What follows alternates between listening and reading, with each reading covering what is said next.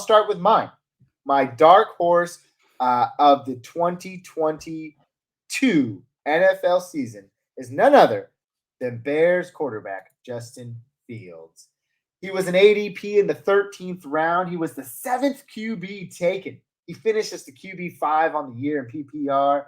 9 QB1 finishes on the year. He finished better than guys like Herbert and Brady and Rodgers, who were all drafted before him.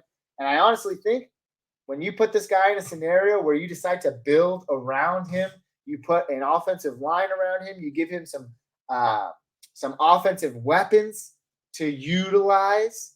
The sky is the limit for this player, and we were just talking about it a few minutes before this, Jacob.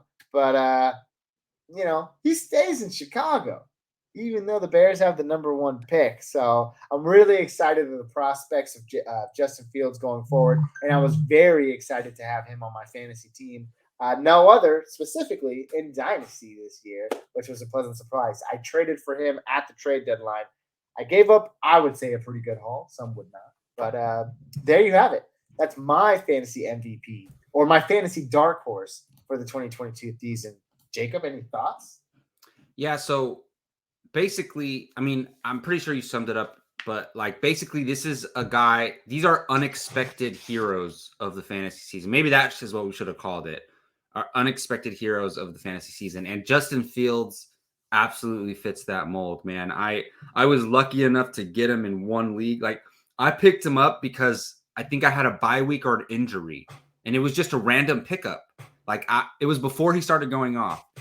And then like the next week, he was on my bench, I believe, and that was when he had his first monster game. And I was like, whoa. And but the rest of my team fell apart, so I barely. No, actually, it's due to like poor scoring systems in fantasy, on fantasy apps platforms, I should say, because I was like the fourth highest scoring team by a mile, and I didn't make the playoffs. But that's another problem for another day. But still, like I got a little bit of that Justin Fields action, and it was juicy. I'll tell you though what. And what a beautiful surprise that we got, and especially like all the hype. Remember going into that quarterback draft year, and it's like so much hype on Trevor Lawrence, so much hype on Trey Lance, and like Trevor Lawrence is finally coming into his own, which is amazing. He could have been He could have been in this category. Like one of us could have chosen Trevor Lawrence for this category, I believe. Same thing. He's balling. So suddenly you're looking at two guys who are going to be usable next year in redraft, who are going to be high key dynasty super flex assets. And Justin Fields has now become that. And I love it because like for a Niners fan who never got to see even the opportunity for Trey Lance to do this. Like we have no idea what Trey Lance is. We haven't even got the tip of the iceberg with him. But Justin Fields, look, they need time. Look how much time Justin Fields got. And you could like in our impatient society, they could have easily given up on him. And nobody would have second guessed him. They'd be like, yeah, he had enough chances, whatever. But they stuck with him, and they finally let him play to his strengths, and it worked out.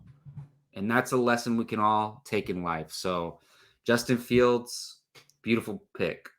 Beautiful pick. And thank you, Jacob. That was very well said. It was very passionate. I like that.